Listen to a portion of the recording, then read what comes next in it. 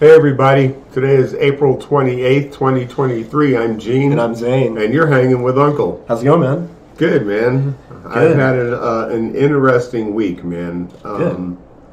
But anyway, before we get started, ask everybody to please hit that subscribe button. Yes. We're trying to grow our audience, and if you've already hit that subscribe button, please push that like button. It really helps our channel out. And hit the bell if you want notifications in the future to see whenever we go live or find out when our videos get posted to watch us in the future. Yes. Stuff like that. It's kind of weird. Logging something for the future. Yeah. Yeah. Time capsule. Basically what we're doing here with our words. But we've had a good week. Honestly, I've had a pretty decent week, yeah? You had a good week? Yeah? You know, honestly, man, all right, so there's a lot going on. Yeah. I'll just say I have this question. Yeah. Let me do this before I forget. Oh yeah, I want to make sure our chat's up. Okay. Hey guys. I have a question for you guys out there. I've been playing the bass for a while, you know, and now for some reason it feels like I have all thumbs. It's like I feel like when I pick it up I don't know what the hell I'm doing. You know, did you ever feel like that with any instrument you picked up? Like, do you feel like essentially like lost, or do you really just don't know what you're doing next? Like more of like a context. Is it like a mental thing, or is it more like you can't quite remember the memory, you know, the muscle memory kind of deal? No, you know what it is? It's like learning two different scales for each letter. Yeah. That, you know, when you octave change, what's the scale on your octave change for that particular chord? So that it's like, it's like that kind of stuff, learning it forwards and backwards, up and down, or, you know. The different octaves. It is, man, and it's like knowing which one to switch to right away sometimes can be like trippity trip in my head because it's like something new that I've been trying to practice, you know, since my last lesson. Yeah. And I feel like I self-taught myself how to play the tuba. Yeah. Based off of finger positions and octaves with my lips. That's it. Learning where those were on this piece of paper, and that's it. I'm going to be honest, man, repetition. Even though you may say you practice enough, like, it takes a certain type of muscle memory. It's like your golf swing. To be able to play, not necessarily a piece, but to, like, there are people who are sight readers. Guaranteed. That's a music term for those out there. People who can look at a piece of music and play it. But that's a minimal amount of musicians out there. That's a very talented skill to have. I lacked it. 3,000%. I did not have it. I had to hard grind and memorize. So with my memorization of playing tuba, after switching from saxophone, I played alto and baritone sax. Learning scales was repetition and muscle memory to me. Yeah. And I feel like guitar is essentially that, because you don't have to, you do know the positions, and it's just like playing the trombone. People who play the trombone are gifted at knowing muscle memory because they don't have anything that clicks and tells them where the note is. They literally have to have that muscle memory to know where that note is, to read it, to play it. And most of them memorize their music by this. That's why most of them are dancing, because they know what the heck they're doing, because they memorized it. Yeah. So, kind of messing up trombone players with that one. But like, I would say it's more like a memorizational thing. Maybe practice just a little bit more, get more of like the breaking it down piece by piece. That's normally what helps me with that. But I do have moments like that where I do forget. Yeah, so definitely. What I'll do is I'll look at the major scale. Yeah. Right, and see, okay, now if I want to start in C, you know, that's the my girl chords. Yeah. And then I know that scale, you know, playing that way. Yeah. And then switch to the octave. It's not the same scale playing it the other way, and it's like No. making that transition really quick. Mm-hmm. You know, is where I just feel like I'm tripping all over myself, man. Like I'm wearing clown shoes. I would just say practice hopping from both of those positions and trying to get that muscle memory. You're pre-programmed yourself to do it one way and do it one way. Then you have to program yourself to do it a second way. Yeah. So that's where you're trying to conflict both those things into each other when really they should flow together. You got to find out a way to get that transition correctly, I feel like. And I don't play guitar. It's just me guessing. But I feel like that would help out. Because I do remember transitioning from low to high with playing tuba alone. It's not the buttons that do it. It's the lips, and the. You can do two different octaves, but that was the same sound I just did. I don't know if it was the same tone, but don't judge me on it. But you have to get the difference in that feel and know the familiarity to where your lips are flapping, which is really weird, but to make that tone. Yeah. So I would just say that transition. I practice, man. It's just... It sounds like it's hard. Frustrating. Fuck playing guitar. It's frustrating, man. But, you know, that's honestly when learning music theory, which is what my instructor's been trying to teach me, is not fun. No. But when you put the time in to learn it, it makes a whole lot of difference. So this is like a brand new exercise, and I'm just like, I completely understand that. So yeah, we're gonna hang around A for a while. Let me jump down to a different octave and play, and all I am is time. You know. So yeah, that's the part I'm having challenges with. I was having my usual instrument now these days is a computer, and you would think, okay, Zane knows like control, keybinds, and he knows like hotkeys and stuff like that. I'm like, yeah, I know a bunch of them, but I never truly reached for the control button ever. When video games say control this, I say shift that, because my pinky. A lot of gamers are going to think it's weird that I play on PC. My pinky's on the A key when I'm using W, A, S, and D instead of my ring finger being there. A lot of gamers use their ring fingers, if I'm not mistaken. I use it weird. It's a weird thing. I know, sorry. But I can reach farther all the way up to the 9 key by using my yellow lung, by using A. But it's just muscle memory. With my work that I do, with my job, I've had to hit control a lot. And I've learned how to hit control more accurately to where I've done that more often now, to where control's a lot easier. So just got to break the habit. I think it's you being stuck doing one and doing the other one way. You just got to break that. Break that habit. You know, that's just that transition, making it flow. But anyway. Yeah. Bathrooms. Yeah, weird topic.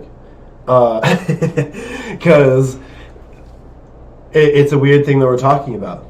I honestly think it's really weird that people are super concerned about where people are going to the bathroom these days. So we have to talk about it today. So welcome aboard. So I'm sure everybody's experience is different, but I have been to one before. Yeah. Which one? To a unisex bathroom. Yes. Okay. And the sinks are set up to where if you're just washing your hands, you know what the big deal is. No. There's an employee standing in the bathroom. All they are is a witness, and they'll tell you which stall to go into and keep track of who's in what and where. It's just, and it was no big deal because you go in, you do your thing, and you leave. Basic. You know, get me out of here as fast as I can. You know, nobody wants to hang around the bathroom. Not really. Like, I don't even want to hang out in a public bathroom normally. It's the way I try to do it at home. Yeah. and I'll tell you something else, man. Yeah. Okay. I can never think of a time that when my kids were younger and they had to go to the bathroom, I ever let them go by themselves. Because that was the one place they were at their most vulnerable. Right? And that's why I knew my kids were safe going to the bathroom. If you don't, you're a dumbass, But I can't think of a loving parent that would ever let their child go to the bathroom by themselves. Ever. Yeah, it's not my deal. Right? I mean, if it's at like obviously a family home or something like that, whatever, that's a different story. They know where it is, blah, blah, blah. But like when we go places, I generally show him where to go. He's 10, but I have to go and show him and at least be outside the door. Yeah. If it's one of those like smaller bathrooms that has like one stall or whatever, like being able to judge on who goes in and goes out, you know what I mean? Yeah. It kind of deal. So yeah, we went for food once, and he needed to go where the bathroom was, and I was like, okay, I'm going with you. So I got up, went with him. Like, let's go. I didn't have to go, but I went with him. Went inside, realized no one was in there, and went back outside the door and talked with the guy at the bar for a little bit, and then he came out. He was like, you good? Yeah. I'm like, cool. Like, I don't want to be overbearing, but I want to make sure that everything's cool in the scenario that you're in first before I leave you in it, Like, that's kind of my deal. Yeah. But if there's others in there, I generally hang out in there, and not in a weird way, because they see me walking. And I tell you what, man, if they ever had to go to the bathroom, and I didn't have to go, but their mother did, she would always take them to the women's bathroom anyway. No questions asked. So it was just like, it's just a bathroom. It's like, kids are taught from the very beginning that it's okay. And, right. as long as you respect the rules of the people's bathroom. privacy, yeah. Yeah, exactly that. And I feel like that's actually a good thing to learn, is to continue to respect, because, why not? Like, why not? There was a video I saw of a woman going into, it was an all-gender bathroom or unisex bathroom, and she was awkwardly recording. First of all, she was recording in the bathroom. It's like, bro, put the phone away. Right? She was loud, being typical, like, woo, like, this is crazy new, like, trying to get, like, people's, but, like, the people that were in there were, like, first, like, that, the weird, like, yeah, but, like, oh, this is an experience for people. She was in Canada. She was the first time experiencing it, and they're like, okay, this makes sense. She's first time experiencing it. They're like, yeah, I mean, we've been doing it for a while. Like, like they're kind of weirded out that she was like happy about it and having a fun time. That's a good way to get stabbed. But I guess so. But it was a weird experience. But like, you can tell like the people are like understanding, like, okay, it's her first time. This tourist. It was like, yes, we have gender neutral bathrooms, but she showed off how they looked, and stalls were door up and down, like actual like room for you to go into. The door sealed, latched, locked, of course, duh. And had like the gap, not necessarily a gap, but like there's like bristles in between the doors where it seals shut still, or whatever it's called. It's weather something, whatever, but it keeps it private. See, there's no cracks, there's no whatever, and people go and use that bathroom. And I didn't see anything wrong with that at all. But a lot of people are asking a lot of questions about it. I think that's a perfect segue into our next topic, man, because this one it hits home for me because only that you know how hard it is to choose to live to be mocked if you're transgender. I mean, you know that people are whispering behind your back. People are bitches sometimes. And the Montana State Legislature tried to pass some anti-trans bill. And Zooey Zephyr, who at the time was a Montana State Legislature, spoke out in support of the transgender community. And so to reciprocate, the Montana State Legislature pulled to Tennessee and voted to kick her out for causing a disturbance. And I'm paraphrasing it, but I just mean, like, you know, come on. People still have to use the bathroom, no matter what type of lifestyle they've chosen to live, you know? It's just so funny. That's the conversation we have to actually talk about. Right? Like, yeah, people have the right to use the restroom that they are able to use. But, like, again, like you talked about literally just 30 seconds ago, if you are raised in a way to be respectful of people's privacy within a certain particular room, just like as a kid, seeing kids going with mom, boys is essential, whatever, like, that kind of environment should be accepted for other people as well. And especially people who make their own choice in their own life and should be respected. Yeah. So it's like, I don't have an issue with any of it. There's no issue for me at all. Like, it's my issue is that it's a conversation that we have to have again, I guess. I don't know. When do we talk bathrooms? Like, how do you talk bathrooms to people? Like, that's so odd. Like, you really, like, I don't know, it's a private area to go do what you need to do. And if the place has a particular private setting for it, I'm all for it. So, I mean... But again, man, just let me go. Less lines in the bathroom, it sounds like, for ladies. Like... Who is standing up against the rights for trans people, even just to use the damn bathroom? People are standing up for that. Humans are not. Humans are being respectful for those people. People are standing against these other humans for choosing for who they need to be. Who they need to be. They choose to be. And people are being disrespectful about it. That's, yeah. I guess my point is, you know, which way do they lean? Are they more left? Are they more right? You know? True. There's your commonality. True. In my opinion, I mean, there's always a common denominator, and that one is undeniable. It is Republicans 100% totally infringing on the rights of the LGBT community. I can't agree more. I'm so sorry. Something got in my eye, and it's bothering me. It hurts so much. Oh my gosh. Ow. I'm so sorry. Yeah, no, I couldn't agree more. I don't know. It's just my idea.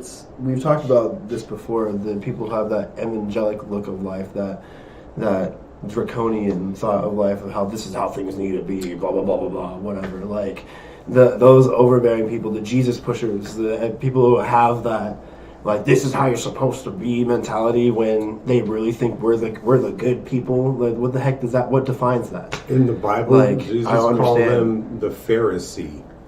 The people who would do just that, stand out and preach, say how bad you were because you didn't believe what they believed, but behind closed doors they were doing just as much sinning because they had more money and could do it privately. And they were even trying to use the Lord's word, huh? And that's what they were trying to do. Huh, interesting. Yeah, Pharisee. I like the Pharisees. The Pharisees. Yeah. What an interesting term.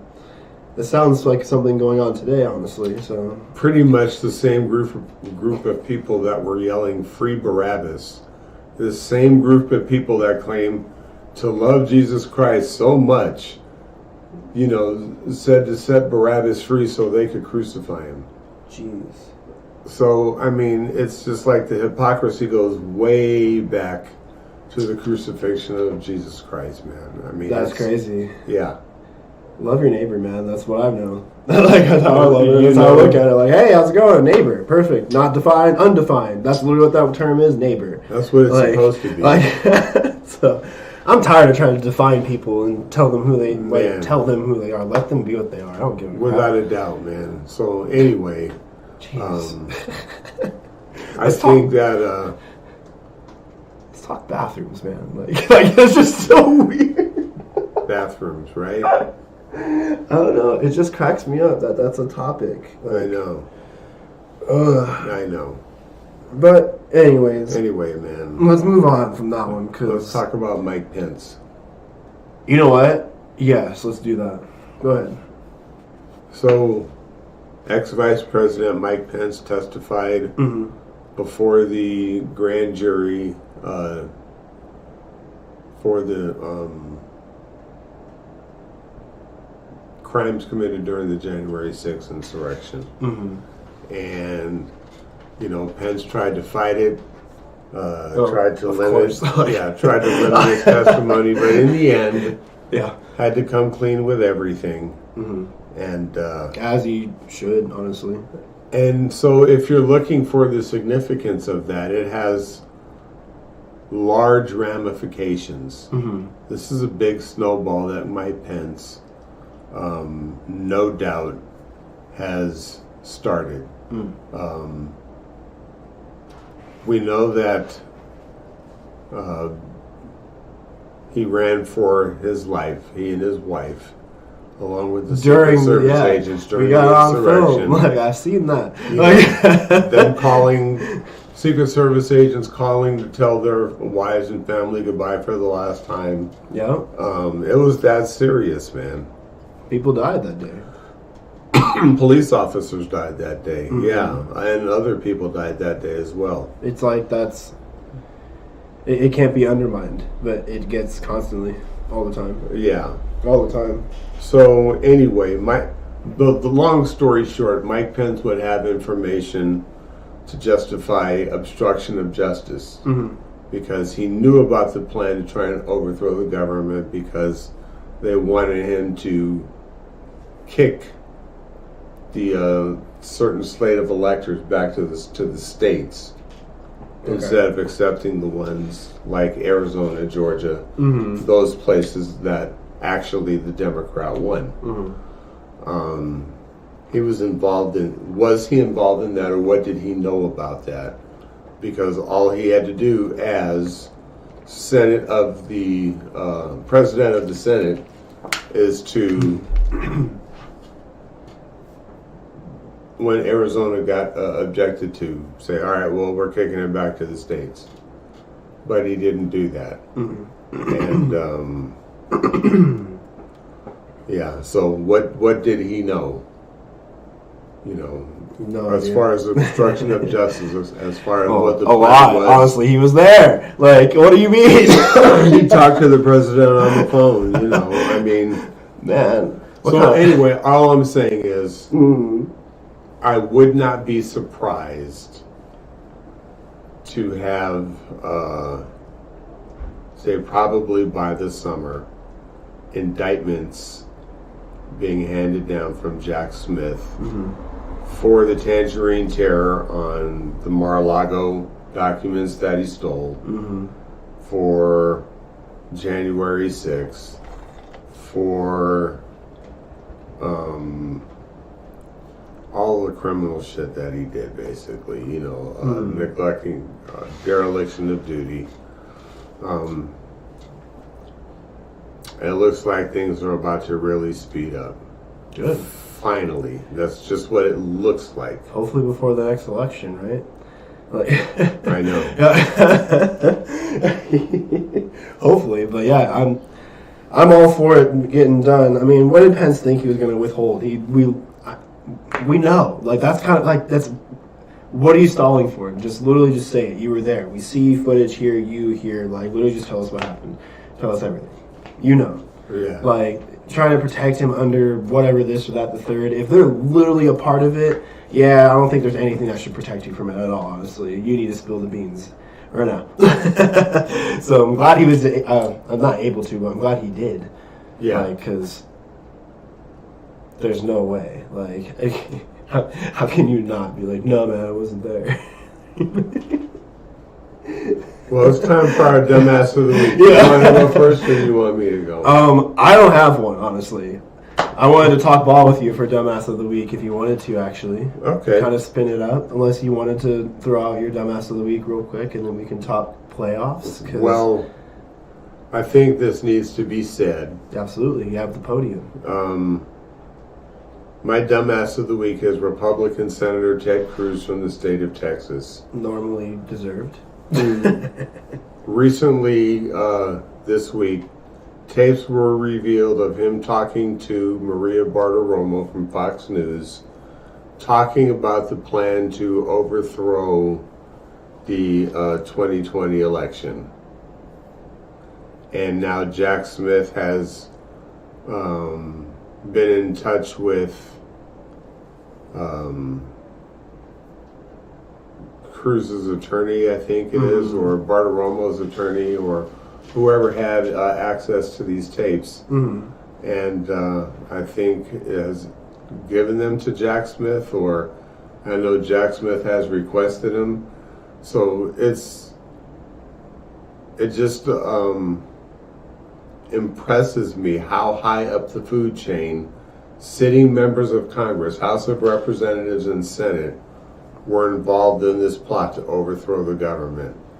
And I mean, there's a spider web there somewhere, and I'm sure Pence is tied to it too. So not only Ted Cruz, but let's go to Josh Hawley. Let's go to Ron Johnson. Who was trying to leak AOC's location? Let's go to the next person. You know, I mean, we could go on and on and on. But anyway, so yeah, Ted Cruz is my dumbass of the week, and I hope he goes to jail.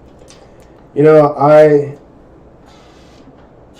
honestly, I want to say the bathroom take is kind of like my dumbass of the week tie, I guess. I just feel like it's a dumbass thing to talk about. I'm sorry I keep bringing it up, but that's how I feel. It's just there's been boy-girl bathrooms all the time for parents and kids anyway. So, like, why not just, like, try to branch that together somewhere, maybe, or, like, have a neutral bathroom, too, for people who are okay with using those, so we can at least lessen lines for ladies. Like, if women's, all right, fine, whatever, I'll just use it. Then there. Like, I'm not saying change all bathrooms to that, but, like, make, like, an option. I don't know. I mean, it's just fucking, I'm tired of the conversation. I keep bringing it up. There's a corner in downtown Phoenix that the owner owns 3 of the restaurants on the corner of that intersection.